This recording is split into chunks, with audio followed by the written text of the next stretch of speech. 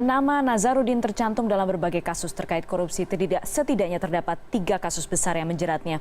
Berikut rangkumannya untuk Anda. Muhammad Nazarudin ditetapkan sebagai tersangka oleh Komisi Pemberantasan Korupsi pada 2011 dalam kasus korupsi Wisma Atlet SEA Games Sumatera Selatan. Nazarudin terbukti menerima uang suap sebesar 4,6 miliar rupiah. Kasus ini membuat Nazarudin dijatuhi hukuman oleh Pengadilan Tipikor pada 2012, yaitu hukuman penjara 4 tahun 10 bulan dan denda sebesar 200 juta rupiah. Halo. Jadi perkenalkan dulu sebelumnya kami dari kelompok 7 nih. Jadi di sini kita mau bahas sedikit tentang korupsi dengan cara menganalisis kasus. Tapi sebelumnya kami ingin memperkenalkan diri terlebih dahulu. Saya sendiri Ana Agung Eri Cahaya Putri dengan NIM 821313218. Lalu teman saya Dewayan Masjid Dewi dengan NIM 121113687. Saya Dewayan Masjid Santi dengan NIM 121113683. Saya Ida Ayu Putu Cahyani dengan NIM 121113684. Saya Devi Andriani dengan NIM 121113692. Nah, jadi di sini tuh kami mau bahas tentang korupsi. Seperti yang kalian ketahui, banyak banget kasus korupsi di Indonesia. Jadi kita akan bahas salah satu kasus. Jadi di sini kami akan bahas salah satu kasus dari koruptor Indonesia yang namanya gak asing karena dia itu lumayan terkenal karena dia kemana-mana saat akan disidang, yaitu mantan Bendahara Umum Partai Demokrat, yaitu Muhammad Nazarudin. Jadi sudah bebas ya sekarang. Jadi kita tuh bahas bagaimana kasus dia belakangan. Dia udah bebas pada tanggal 14 lalu 2020 tahun lalu. Jadi sebelum itu Nazarudin itu juga pernah menjadi kader dalam Partai Demokrat. Nah, apa sih kasusnya? Kita akan jelasin dulu kasusnya, kemudian faktor-faktor akibatnya seperti apa, kami akan jelasin, dan gimana sih pidana korupsi yang telah diberikan oleh KPK terhadap Nazarudin tersebut. Nah, jadi sebelum itu saya mau jelasin dikit bagi kalian yang masih bingung apa sih itu korupsi. Jadi korupsi itu adalah tindakan memperkaya diri sendiri atau menguntungkan diri sendiri, dan yang pasti merugikan orang lain sih. Kalau kita ketahui bersama, korupsi di Indonesia tuh bahkan merugikan seluruh rakyat gitu. Jadi ketimpangan seperti itu. Jadi kita bahas saja. Pertama dari teman aku mau jelasin nih gimana awalnya dia sampai dari kejar-kejaran dan akhirnya dia ditangkap di Kolombia. Jadi akan dijelasin nih sama teman aku. Silakan, gimana menurut kalian? Jadi dia tuh pernah masuk di DPD Interpol karena dia tuh lari kemana-mana ke luar negeri menggunakan nama lain sehingga sulit untuk mencari keberadaannya. Dan kemudian akhirnya ditangkap di Kolombia pada 6 Agustus pada tahun lalu. Jadi teman aku nih ada mau diskusi tentang hal tersebut. Jadi langsung aja yuk kita diskusi.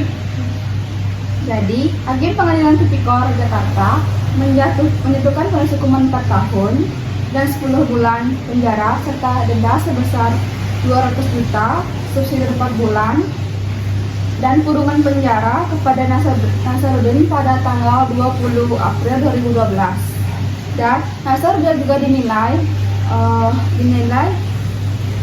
terbukti melakukan tindakan pidana korupsi dengan menerima suap berupa cek senilai 4,6 miliar dari PT Duta Geraha Indah. Dan menurut majelis hakim, Nazarudin mengatur pemenangan PT Duta Geraha Indah sebagai pelaksana proyek di Wisma Atlet. Nah, jadi gitu. Jadi dia itu kasusnya itu adalah pada saat Wisma Atlet tersebut. Jadi kita diskusi lanjut aja ya. Aku mau nambahkan nih, dia itu juga mengungkit Anas dalam eksepsi. Nazarudin menyebut nama Ketua Umum Partai Demokrat Anas Urbaningrum saat membacakan nota pembelaan atau eksepsi dalam perkara yang menjeratnya. Dan dalam kongres itu membutuhkan dana sekitar sebesar 100 miliar agar Anas dapat memenangkan dirinya sebagai ketua umum PD. Jadi kasus dia itu nggak cuma Wisma Atlet ya, merembet kemana-mana.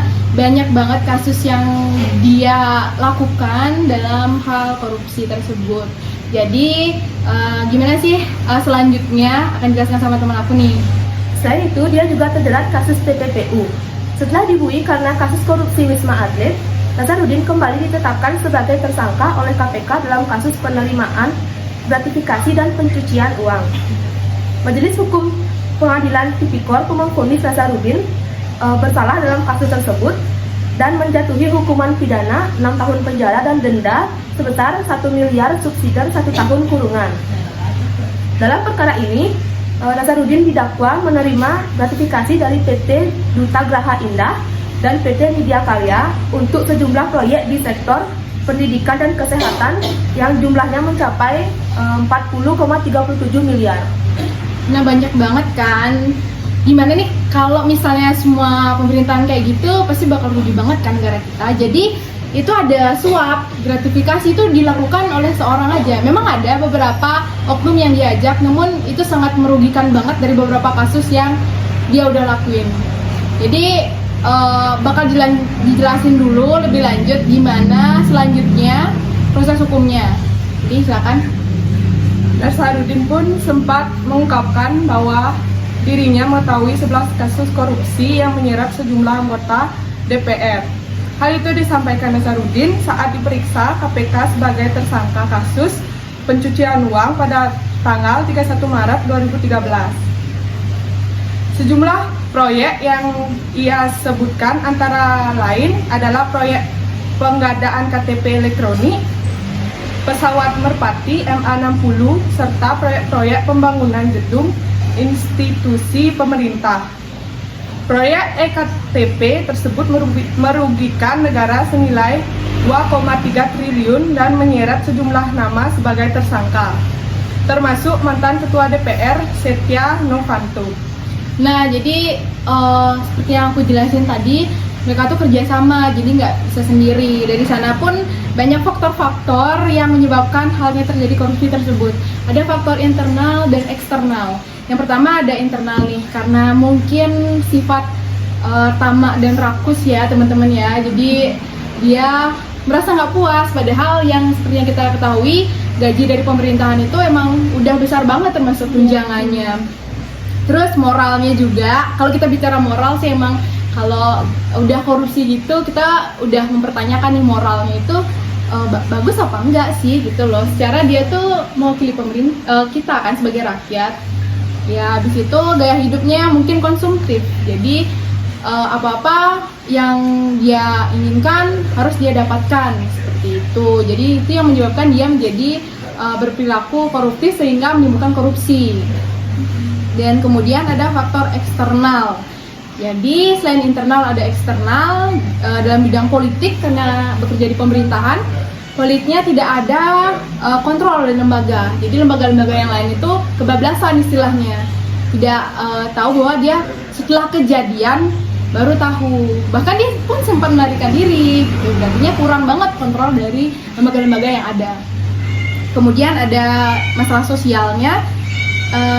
Ini mencakup lebih ke budaya sih, budaya pejabat lokal yang banyak banget perilaku koruptifnya, sehingga banyak banget tindak korupsi yang muncul dari pejabat-pejabat tersebut. Jadi mulai dari hal-hal sepele perilaku koruptif tersebut hingga akhirnya tindak pidana korupsi yang lebih besar seperti yang udah dilakukan Nazarudin sekarang, karena dia udah terbiasa untuk melakukan hal korupsi tersebut.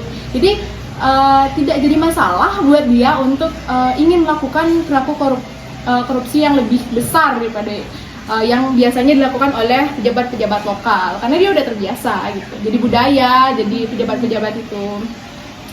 Jadi setelah itu aku mau jelasin perilaku koruptif yang emang pernah dia lakukan selagi muda gitu. Kita aja nih jadi anak muda belum tentu bersih banget dari perilaku koruptif, dan ada juga penyebab dari korupsi tersebut perilaku koruptif yang mungkin dilakukan sama Nazarudin selagi dia muda yang kemudian jadi kebiasaan. Nah, adapun yang sudah kami analisis yaitu perilaku suap menyuap dan gratifikasi. Jadi, apa sih perilaku koruptif yang mungkin dia lakukan dalam kehidupan sehari-hari dulu masa muda sehingga menjadi kebiasaan? Ya nih contohnya memberi hadiah padahal orang itu gak minta. Ya, saat hajatan juga sering banget dikasih hadiah padahal itu nggak harus dilakukan. Iya, bener banget. Jadi sering banget kasih hadiah tanpa penyebab padahal ada tujuan di balik itu, ya nggak sih? Terus ada suap juga nih. Emang sering banget kita dengar kata suap ya di korupsi di kasus ini. Ya, mungkin ada contoh dalam kehidupan sehari-hari perilaku koruptifnya sehingga dia kebiasaan seperti itu. Ya, kayak pelayanan publik juga seperti pembuatan SIM, KTP itu sering banget dibayar tanpa harus melalui tes itu kayak gitu. Iya, kayak zaman-zaman sekarang kan banyak ya yang gitu yang minta jadi aja tinggal bayar doang. Gitu. Padahal itu merupakan perilaku koruptif. Ya, selain itu juga ada sih perilaku lain kayak gimana ya misalnya? Mungkin ya dia juga sering kasih uang sogokan untuk satu hal yang dia mau tapi dia nggak bisa dapetin. Oh iya, benar banget. Banyak banget ya orang yang nyogok-nyogok gitu dengan uang bayar dapet deh. Apalagi kayak oknum-oknum pemerintah ya mau jabatan tinggal bayar doang gitu. Gampang banget.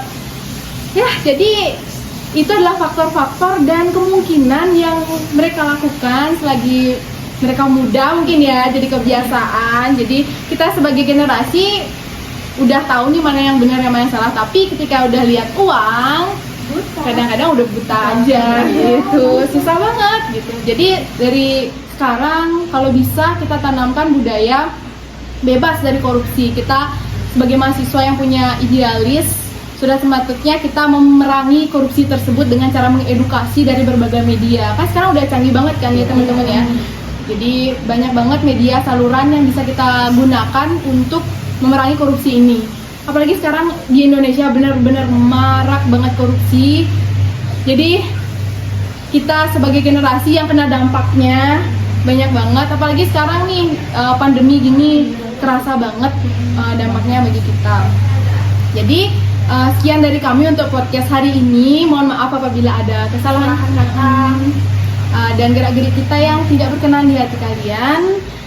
Kami ucapkan terima kasih atas perhatiannya dan semoga bisa menjadi bahan edukasi buat kalian ke depannya sebagai generasi muda supaya bisa mengenali mana perilaku koruptif dan bagaimana cara agar kita tidak melakukan perilaku tersebut. Oke, sekian dari kelompok kami kelompok 7. Sampai jumpa. Bye.